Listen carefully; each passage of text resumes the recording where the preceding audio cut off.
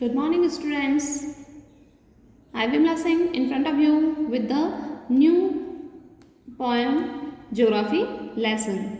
It is a poem written by Zulfikar Ghosh and Geography lesson. So we will enjoy this poem today. Can you imagine what your city would look like if you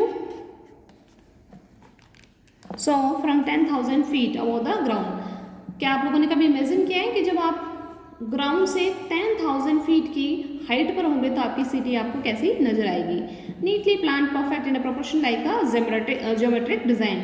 और अभी हम जब streets में घूमते हैं या अपने cities की, अपने शहर की सड़कों पर जब हम घूमते हैं तो हमें ऐसा लगता नहीं है कि ये प्लान्ड शहर है ना, कि भाई प्लानिंग के तहत बसाया हुआ है, ये प्लानिंग के तहत इसको बनाया गया। उस समय हमें लगता है कि कोई भी चीज़ कहीं भी बनी हुई, लेकिन जब आप हाइट पर जाते हो है ना, तब आपको इसकी ज्योमेट्रिक डिज़ाइन नजर आती है। लगता है कि हर एक चीज़ कैसी है, बिल्कुल परफेक्ट प्रोपोर्शन में बनाई गई है। It would strike as something very different from what is actually is what are in the thick of it.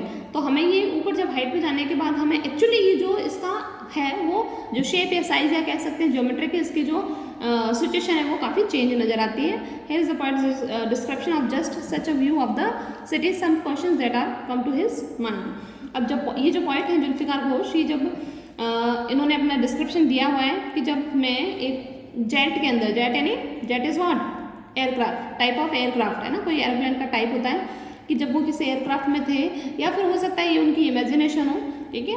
तो उन्होंने यहाँ पर इसको बहुत ही सुंदर वे में एक्सप्रेस किया है। So we will enjoy it. Okay, when the jet sprang into the sky, it was clear why the city had developed the way it had. Seeing it scaled 6 inches to the mile, there seemed an inevitability about what on ground had looked haphazard, unplanned and without style when the jet sprang into the sky.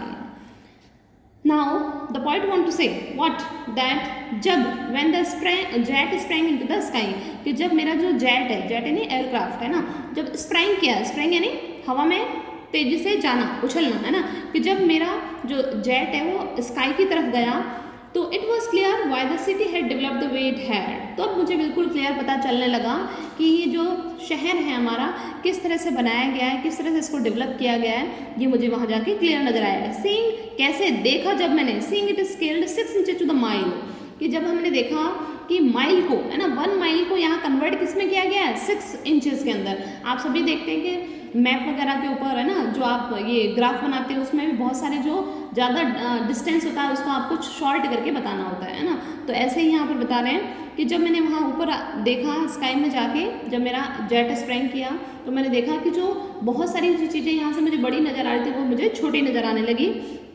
There seemed N inevitability, और इस चीज़ को हम इनएविटेबलेट नहीं कर सकते। Inevitable होता है जिसको हम अवॉइड ही नहीं किया जा सकता है ना, कि भाई हम सिटी की जो प्लानिंग है इसको हम अवॉइड नहीं कर सकते है ना, एक प्लानिंग के तहत इसको बसाया गया है।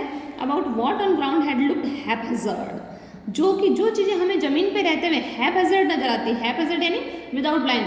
आप अपने घर के आसपास देखें है ना, या फिर आप जब निकलते हो घर से बाहर तो आपको लगता है कि कोई भी चीज़ कहीं पर भी है ना, किसी चीज़ का कोई एकदम प्लान्ड नहीं है ना, कोई ऐसे ऑर्डर से नहीं जमाई हुई है ना। लेकिन जब हम आसमान में जाके देखेंगे तो हमें दिखेगा कि कोई भी चीज़ अनप्लान्ड नहीं है यहाँ पर है ना, सब कुछ प्लानिंग से बना हुआ है। आपको प्रॉपर एक कॉलोनी नजर आएगी, प्रॉपर वहाँ पर एक गार्डन या रिवर्स जो भी है सिटी के अंदर, आपके एरिया के अंदर, वो आपको बिल्कुल क्लियर और अच्छे से एकदम सिस्टमेटिक वेल प्लान्ड आपको बसे हुए नजर आएंगे। Unplanned and without style when the jet sprang to the sky, है ना।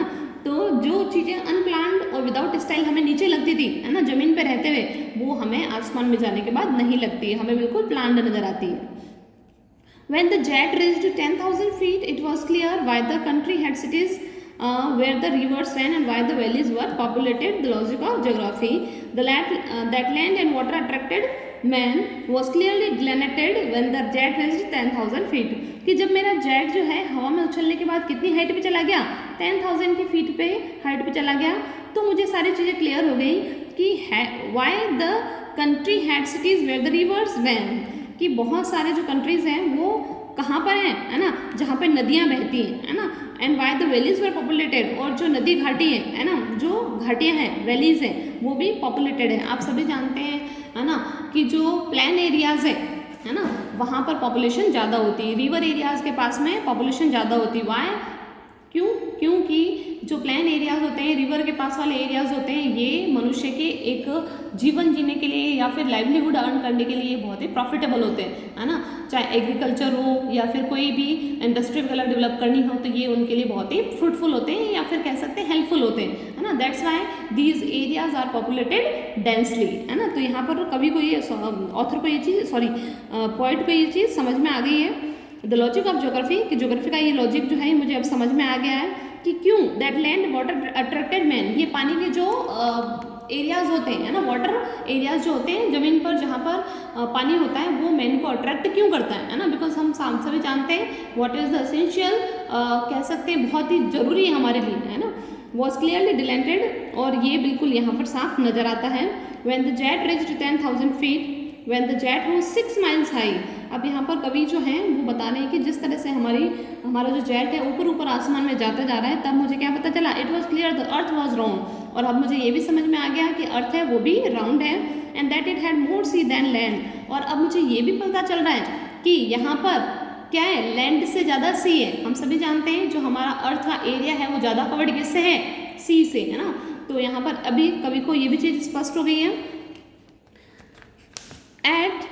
But it was difficult to understand that the man on the earth found causes to hate each other, to build walls across cities and to kill from that height. It was not clear why. Now यहाँ पर कवि ये कहना चाह रहे हैं कि ये सारी चीज़ें तो मुझे समझ में आ गई, है ना, कि एक वेल प्लान्ड है जो कि मुझे पहले हैज़ार्ड लगता था, है ना। ये सारे जो एरियाज़ हैं और डेंसली पॉपुलेटेड क्यों हैं, जो रिवरी एरियाज़ हैं वो, है ना। लेकिन एक चीज़ मुझे यहाँ पर अंडरस्टैंड करना बहुत डिफ़िकल्ट हो रहा है, बहुत मुश्किल हो रहा है कि मनुष्य ने जो ये है ये हेट क्यों करते हैं एक दूसरे से, है ना। और हेट को करने की वजह से to build walls across cities and to kill from that height, कि भाई इंसानों ने, ह्यूमन बींग्स ने अपने जो एरियाज़ लिमिट करने के लिए, अपने एरियाज़ को लिमिटेशंस दिखाने के लिए क्यों बाउंड्रीज बनाई है, क्यों वॉल्स बनाई है, दीवारें क्यों बनाई है ना। आप सभी जानते हैं एक कंट्री से दूसरे कंट्री के बीच में वॉल बनी हुई है ना। वॉल से मतलब कि एक लिमिट डिसाइड की, बॉर्डर बना हुआ है, बाउंड्रीज बनी हुई है ना। तो ये क्यों है ना। जब अर्थ राउंड है, सब एक साथ में रह रहे हैं, तो इन दीवारों की नीड क्या है, जरूरत क्या है ना। तो ये पॉइंट के लिए समझना बहुत ही मुश्किल है। It was not clear why, ये मैं आसमान में भी गया जेट के साथ में, तब भी मुझे ये चीज़ समझ में नहीं आई, है ना। तो ये चीज़ समझना बहुत ही, कह सकते हैं, मुश्किल है, या फिर कह सकते हैं कि it is the nature of human being, है ना। कि जो एक सेल्फिश नेचर जो होता है कि भाई हमें अपने एरियाज़ को अच्छे से रखना है, प्रोटेक्ट करके रखना है ना। हम सभी देख रहे हैं अभी रिसेंट में जो एक टॉपिक चल रहा है या फिर एक इशू, करंट इशू चल रहा है इंडिया एंड चाइना के बीच में, है ना। क्यों?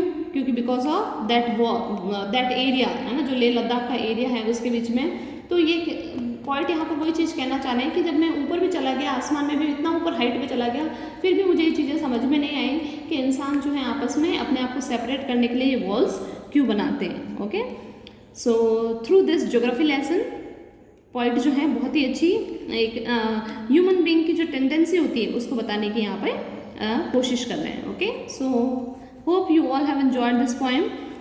We have completed this poem. और ये जो ग्लॉसरी वर्ड हैं, write down these keywords in your notebook and try to find out these question answers. Okay, we will do in the next class. Okay, goodbye.